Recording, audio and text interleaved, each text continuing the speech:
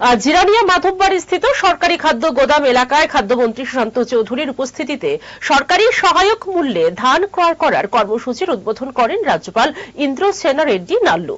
খাদ্য জনসংভরণ ক্রেতা স্বার্থ বিষয়ক দপ্তরের উদ্যোগে এবং কৃষি ও কৃষক কল্যাণ দপ্তরের সহায়তায় চলতি খারিফ মরশুমে 2369 টাকা প্রতি কুইন্টাল ন্যূনতম সহায়ক মূল্যে 18,000 মেট্রিক টন ধান ক্রয় করার লক্ষ্যমাত্রা ধার্য করা হয়েছে বলে জানান সুশান্ত চৌধুরী।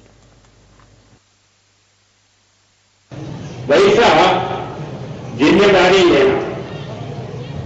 पहले एक से खाली चावल लेते थे और चावल टीडीएस स्टेट कौन से स्टेट को जितना जाना है वो डिस्ट्रीब्यूट करते थे।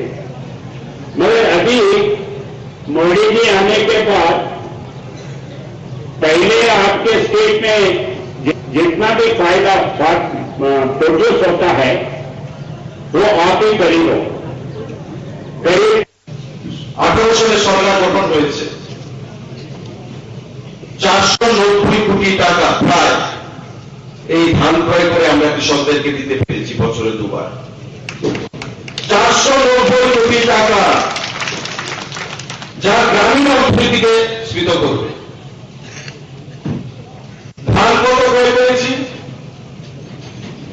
2,40,000 এমপি থেকে বেশি আমরা ধান ক্রয় করেছি।